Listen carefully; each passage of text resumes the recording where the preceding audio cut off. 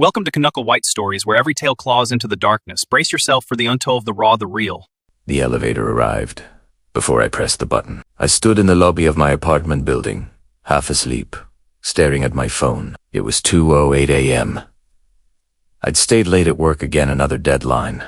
Another night walking home alone. The elevator door slid open with a soft chime. I hadn't called it. No footsteps behind me, no one inside. Just an empty elevator, waiting. I hesitated, then stepped in. The doors closed. The panel lights flickered. For a moment, nothing happened. Then the elevator started moving. Up. Slowly. I frowned. My apartment was on the 6th floor, but the floor indicator skipped straight past it. 7, 8, 9. I reached for the buttons. None of them worked. Not 6. Not lobby.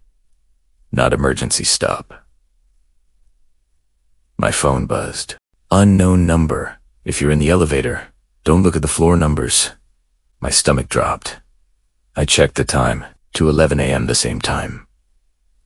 Every time. I remembered the voicemail. The night security rules. The warnings. The elevator jolted slightly and stopped. The doors didn't open. The floor indicator blinked, then displayed something impossible. No number, just a dash. The lights dimmed. The elevator began moving again, this time sideways. I felt it in my bones, like the building itself was sliding around me. My phone buzzed again. It doesn't use floors like we do. The air grew colder. A soft sound filled the cabin like fingers tapping metal. Tap, tap, tap. I squeezed my eyes shut. "Gooda," voice said. "You learned that part." I froze. The voice was coming from the speaker above the door. It sounded like me, not recorded. "Present? I'm not supposed to be here?" I whispered. "No," the voice agreed, but neither was I the first time. The elevator slowed. The tapping stopped. The doors slid open. What waited outside wasn't a floor. It was a hallway, long, narrow, concrete, identical to the one I'd seen once before on a security monitor during a job I'd quit and never spoken about again. Dim lights. Endless stretch. No windows. At the far end stood a door. A metal placard hung above it. Monitoring. I stepped back instinctively. The elevator doors didn't close. My phone buzzed violently now.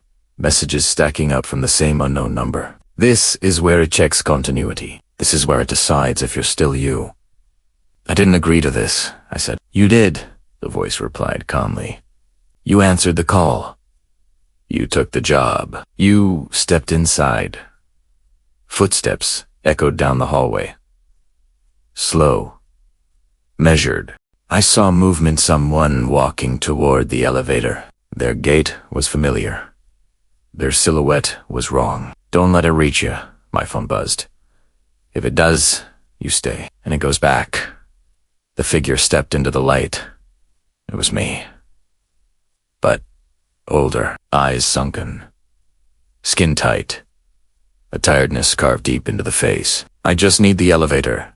It sighed gently. "You can have the hallway." I backed into the corner of the cabin. "What happens if I stay?" I asked. The older version of me smiled sadly. "You take my shift." The floor indicator blinked again. The tapping started behind the walls now. "Oh, let me."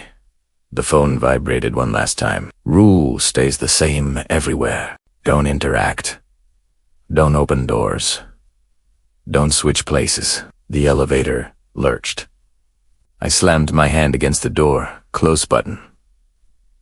For the first time, it worked. The doors snapped shut, cutting off the hallway, the figure, the outstretched hand. The elevator dropped.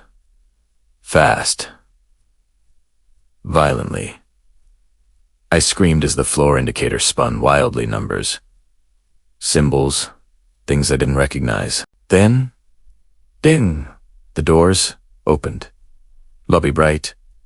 Normal. Empty. I stumbled out, gasping. Behind me, The elevator doors closed. When I turned back, the panel was dark. Out of order. That was 3 nights ago. I haven't slept since, because every night at 2:11 a.m., my phone lights up. No call. No sound. Just a notification system status shift still open. And tonight, the elevator just arrived again. Thanks for joining Canucka White Stories. Subscribe for more gripping tales.